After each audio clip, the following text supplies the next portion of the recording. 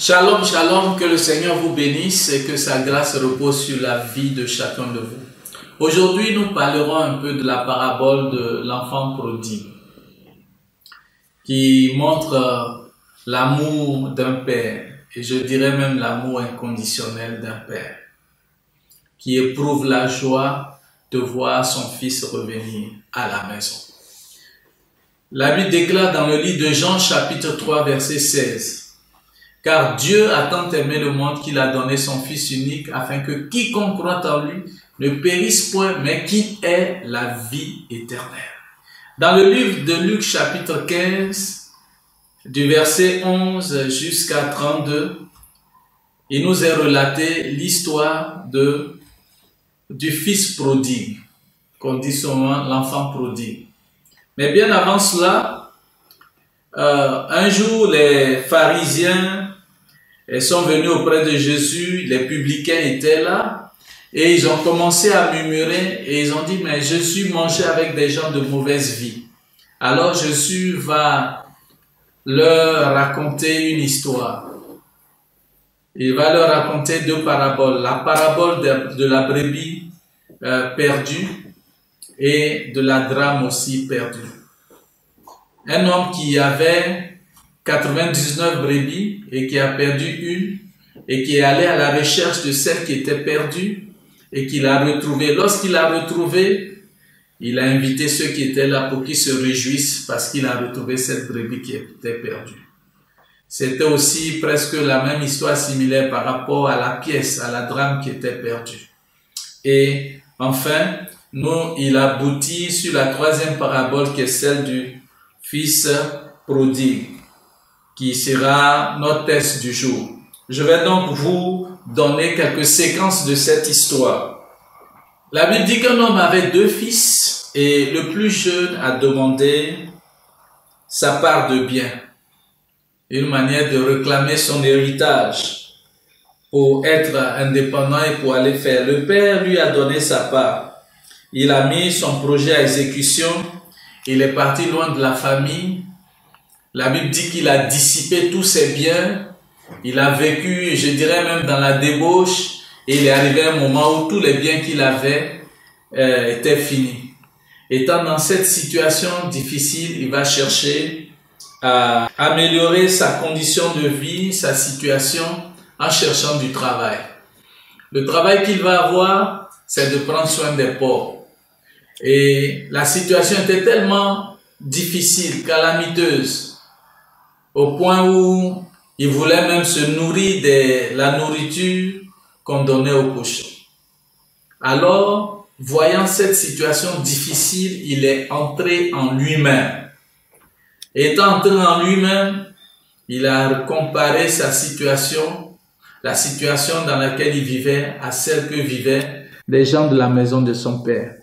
Alors, il va prendre une décision, celle de revenir à la maison.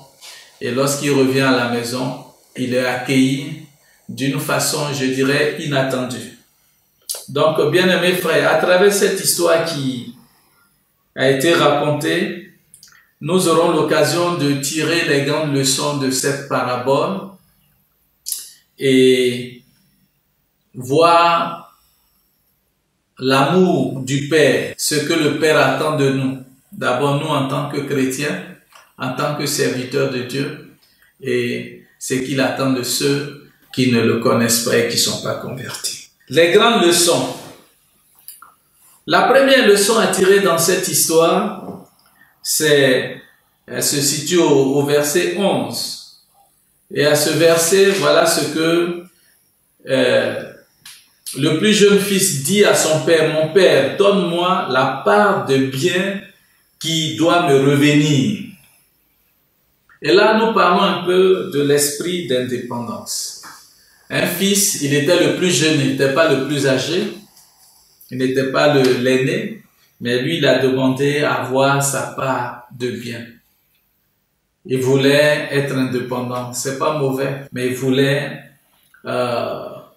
jouir de ses biens en dehors de son père. Alors, son père lui a donné ses biens et il est parti. lorsqu'il est parti, comme la Bible déclare, il a dissipé tous ses biens. Aujourd'hui, qu'est-ce que nous remarquons? Nous sommes dans une société où de plus en plus l'esprit d'indépendance est non seulement encouragé, mais aussi est montré par excellence comme la voie qui peut nous amener à avoir tout ce qu'on cherche. En réalité, Jésus-Christ qui est venu, il a dit qu'il ne pouvait rien faire sans le Père. Et nous aussi, en tant qu'enfants de Dieu, nous avons besoin d'être en étroite relation avec celui qui nous a sauvés. Il y a un principe important qui stipule que lorsque vous êtes coupé de votre source, vous êtes appelé à mourir. L'homme en dehors de Dieu ne peut pas vivre. Il n'a même pas la vie. Même si apparemment nous le voyons qu'il jouit des biens, qu'il jouit de beaucoup de choses, mais spirituellement il est mort. Et ici, comme je le disais, aujourd'hui, toutes les théories, beaucoup d'idéologies qui sont enseignées, c'est de montrer que l'homme peut vivre sans Dieu. L'homme n'a pas besoin de Dieu. L'homme est son propre Dieu. Et c'est pas ce que la parole de Dieu nous enseigne. Souvent, on montre le potentiel que nous avons, c'est important, c'est un réel potentiel que nous avons. Mais si ce potentiel est exploré, est mis en évidence sans celui qui l'a conçu et qui l'a mis en nous, c'est-à-dire Dieu, il peut contribuer à notre propre perte. Et c'est pour ça que souvent des gens ont dit « science sans conscience n'est que ruine de l'âme ». C'est important que nous soyons en connexion avec celui qui nous a créés. Il nous connaît et avant la fondation du monde, il savait ce pourquoi il nous avait créés. Il nous a donné un potentiel pour accomplir un but, pour obtenir quelque chose. Et c'est important que nous soyons en alignement avec lui pour le but pour lequel il nous a créés. Il y a un principe qu'on appelle le principe du but. Ce principe stipule que avant qu'une chose ne soit créée, le but pour lequel elle va être créée est d'abord défini. Donc si Dieu a créé l'homme, il lui avait assigné un but. Et c'est important que ce but-là soit déployé avec, je dirais même avec l'agenda de Dieu, avec l'orientation de Dieu. C'est pour ça que nous pouvons dire que il est vraiment difficile qu'un homme vive sans Dieu. Nous avons besoin de vivre et de dépendre de Dieu. Ce n'est pas une prison, mais bien au contraire, c'est la voie par excellence pour créer le véritable épanouissement dont nous avons besoin. La deuxième leçon à tirer, c'est la décision du Fils. Quand il a vu que tout était en train de se détériorer autour de lui, qu'il n'avait plus rien à manger, que c'était difficile, les pauvres même étaient plus heureux que lui, lui qui avait une situation reluisante dans le passé, il est entré en lui-même, une prise de conscience. Et cette prise de conscience l'a amené à prendre une décision, celle de retourner dans la maison du Père. Quel courage! Je voudrais vraiment louer la bravoure de ce fils prodigue. Parce que généralement, nous rencontrons trois types de personnes. Il y a des gens qui dans la vie, on dit qu'ils ne peuvent jamais rebrousser chemin. Lorsqu'ils ont pris une décision, ils sont prêts à aller jusqu'au bout, quel que soit ce que cela peut leur coûter. Ils ont payé leur cap aller, ils ne prévoient pas de billet retour. Ils se disent qu'ils sont prêts à assumer, parce que tout ce qui va arriver, c'est leur choix, ils sont prêts à assumer les conséquences. C'est un acte de bravoure, un acte de courage, pardon. Mais ce n'est pas, ils ne sont pas des braves. Ils sont courageux, mais ils ne sont pas des braves. Enfin, nous avons eu l'occasion de regarder des films. Et dans le film, il y a toujours le brave. Il fait des efforts. Mais le brave, il ne meurt pas. C'est le seul héros qui reste à la fin du film.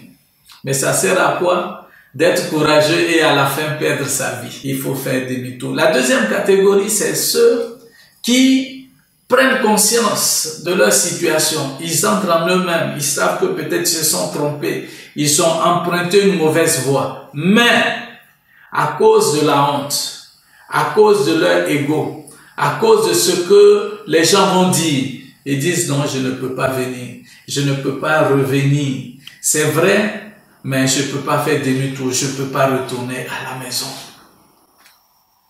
À certains diront, mais retournez à Dieu, moi j'ai ma religion, je n'ai pas besoin de ça. Qu'est-ce que les gens vont dire? Mais cette décision t'incombe, bien-aimé frère, toi qui m'écoutes, tu as besoin de prendre une décision. Et enfin, la troisième catégorie, c'est ceux qui prennent conscience de leur situation et qui voient l'importance de changer de direction, de revenir à Dieu. Et cela, c'est ce que le fils prodigue a fait. Le fils prodigue, comme on le dit, c'est quelqu'un qui était prêt à dépenser toutes choses, tout ce qu'il avait. Mais en même temps aussi, c'est quelqu'un qui a eu ce réflexe-là de refaire marche arrière, quel que soit l'échec qu'il a rencontré au devant de lui. Il est revenu à son Père. Je voudrais, à travers cette belle histoire, nous amener à comprendre que, quel que soit le chemin que nous aurons emprunté, s'il n'a pas une issue, nous devons faire marche arrière. Et le véritable Père, c'est Dieu qui nous a créés. Chaque homme a envie d'être indépendant. Il ne veut pas dépendre de Dieu, il veut dépendre de ce qu'il pense, il veut faire ce qu'il pense, il est libre. Mais Dieu ne nous force pas. Toutefois, il nous donne des orientations. Et il dit, je mets devant toi la vie et la mort. Choisis la vie afin que tu vives. Dieu veut que tu reviennes à lui. Peut-être que tu as emprunté une voie, tu t'es éloigné de lui, tu as pris tes propres décisions, tu vis comme tu veux. Mais tu sens qu'au fond de toi, il y a un vide. Tous ces plaisirs que tu embrasses ne peuvent pas étancher ta soif de quiétude, ta soif de paix. Lorsque tu te retrouves, tu sens qu'il y a un vide.